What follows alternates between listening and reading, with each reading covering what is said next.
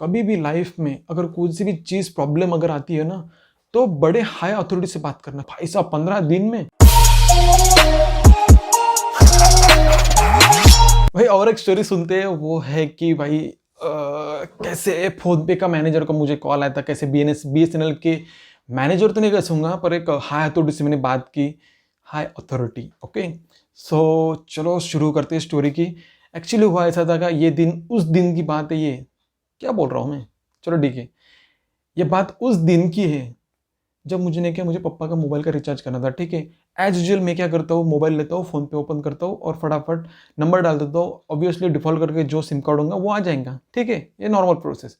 पर उस दिन क्या हुआ भाई, जब मैंने पापा का नंबर डाला, ठीक है, तो डिफॉल्ट करके अलग ही ऑपरेटर है। ये चीज़ मेरे को बाद में पता चली। ये तो मैंने पहले ही जो मेन किस्सा है वो बता डाला, पर वो बाद में मेरे को समझी, एक दिन बाद ये समझी चीज़। तो फिर मैंने नंबर डाला, 700 रुपये का मुझे दिखा, 180 डेज का। मतलब सोचो 700 रुपये में 180 दिन का मेरे को पैकेज दिखा। मैंने नंबर डाला पापा का और रिचार्ज मार दिया।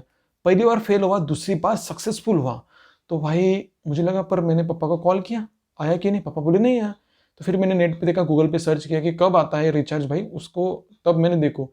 तो उन्होंने कहा कि 2 घंटे में अगर नहीं आता है तो फिर मतलब तुमको देखना चाहिए कि कस्टमर केयर को कॉल करना चाहिए। पर 2 घंटे भी हुए, नहीं आया। 2.5 घंटे था, मैंने वेट किया पर नहीं आया था। तो हुआ ऐसे कि अगले दिन मैं जियो के स्टोर पे गया। फिर उन्होंने हम समझा कि मैंने वहाँ ऐसा ऐसा हुआ, मैंने नंबर डाल के ऐसा।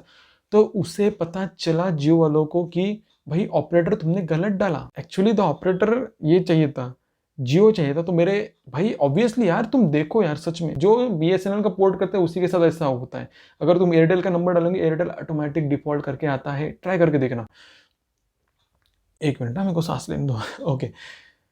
तो फिर मैं जियो के यहाँ पे गया, उन्होंने भाई ऑपरेटर गलत है, ठीक है। उसमें सबके, इन तीनों की बात करूंगा, फोन पे वाले की भी बात करूंगा, BSNL वालों की बात करूंगा, जियो वालों की भी बात करूंगा, ठीक है। जियो वालों के पास गया मैं। उसने कहा कि भाई तुमको एक काम करो, उसको भी उतना पता नहीं था बेचारा, वो उसने फिर भी मदद की, थैंक यू यार उस बंदे के लिए। उसने कहा कि 198 पे डायल करो जियो पे, और नहीं तो फिर जियो ऐप पे जाके माई जियो समथिंग ऐसा कुछ रोबोट है वो बात करते हैं। तो फिर मैं गया, चलो ठीक है, घर पे आया, मैंने कॉल किया, वैसा कुछ भी नहीं लगा, कुछ भी नहीं लगा। फिर मैंने जियो छोड़ो, BSNL के ऑफिस में जाते। तो फिर मैं BSNL के ऑफिस में गया। BSNL ऑफिस तो डायरेक्ट बोला वो भाई कि देखो यार, इसमें हमारा क्या, तुमने फोन पे से किया, फोन पे का सक्सेसफुल हो गया, इसमें तो फोन पे को समझना चाहिए था कि ऐसा क्यों किया। तो मैंने से कोई बात, चलो ठीक है। यहाँ पे तो एक चीज समझ में आई कि ऑपरेटर गलत सिलेक्शन है, उसकी वजह से 700 रुपये कट गए। पर यार मेरा बस एक सवाल था, पैसे गए तो कहाँ गए? एक तो रिचार्ज नहीं मिला, गए क्या? ना ही जियो के पास गए, ना ही BSNL के पास गए, ना ही फोन पे के पास है। तो फिर मैं सोच में पड़ गया, यार करूँ तो किससे कॉल करूँ? और सब जन अपने हाथ ऊपर उठा रहे थे। BSNL वाला बोल रहा था कि नहीं, जियो वाला बोल रहा था कि आया ही नहीं, और फोन पे बोल रहा था कि हमने कर डाला। फिर मैंने फोन पे वालों से मैसेज किया, ईमेल्स किए, फोन पे ऐप से हेल्प मांगी। तब जाके उन्होंने कहा कि हमने, हमारे पैसे BSNL के वालों के पास है, तुमको BSNL वालों को बोलना पड़ेगा। तो ठीक है, BSNL वालों को वापस दोबारा कॉल किया। फिर उन्होंने कहा, फिर मैंने कॉल किया, फिर उन्होंने बोला कि ये BSNL का नंबर ही नहीं है। तो सवाल ही नहीं उठा कि तुम कुछ बोलो। ऑब्वियसली यार, BSNL का तो नंबर ही नहीं था एक। वो अगर वो 9423 वाला नंबर डालेंगे पापा का, तो उन्हें तो कुछ दिखेगा ही नहीं। तो फिर उन्होंने कहा वैसा, मैंने बोला चलो ठीक है, कोई बात नहीं। फिर रही बात, अब मैं जाऊँ कहाँ पे? फिर मैंने सोचा यार गलती किसकी है? मेरे को एक चीज पता थी कि यार ये पैसे गए क्या, खा तो भी तो होंगे। तो फिर मैंने वापस BSNL वालों को कॉल किया। फिर वो बोला कि तुम्हारे कोलैप्स हो गए पैसे और नहीं आएंगे। मैंने बोला कोलैप्स मनी क्या होता है? तो बोले वो किसी के पास नहीं रहते, वो कोलैप्स हो जाते हैं। तो मैंने बोला कोलैप्स मनी किसी के तो पास होंगे। इन्होंने बोले तुमको फोन पे वालों को ही बोलना पड़ेगा। तो फिर मैंने फोन पे वालों से बात की, इंस्टाग्राम से बात की, ईमेल से बात की। फिर जाके फोन पे का कुछ तो भी मैनेजर, कोई तो भी समथिंग था, कोई भी हाई अथॉरिटी वाला, उसका मेरे को कॉल आया। उसने मेरे को समझाया कि नहीं नहीं, तुम्हारे को BS। मैंने बस दो ही चीज पे फोकस किया। एक चीज है कि भाई मेरे पैसे गए कहाँ, चलो ठीक है नहीं मिलेंगे वो बात में बात, बस इतना बताओ कि मेरे पैसे गए कहाँ पे, है क्या नहीं? वो मेरी पहली चीज थी। दूसरी चीज ये की थी कि मैंने उसको कहा कि भाई तुम्हारा फोन पे ने उस, मतलब एक्सेप्ट ही कैसे क्या, मतलब जो चीज यूनिवर्स में एग्जिस्ट ही नहीं करती, तुम उसको मान भी कैसे ले कि वो चीज है? मतलब BSNL नाम का वो नंबर ही नहीं था, फिर तुम्हारे अल्गोरिदम ने उसको पकड़ा ही कैसे क्या कि वो नंबर है करके, है क्या नहीं? तो मैंने वो उनको कहा, तो बोला नहीं नहीं, फिर BSNL को गए बोले पैसे। मैंने फिर उनको बोला सच बताओ कहाँ पे गए? वो बोले BSNL ऑफिस को गई है, तुमको उनसे बात करनी पड़ेगी। तो फिर तीसरी बार मैंने BSNL वालों को कॉल किया। फिर उन्होंने कहा कि देखो यार, मैंने बोला मेरे को तो चाहिए 700 रुपये कौन सी भी हालत में।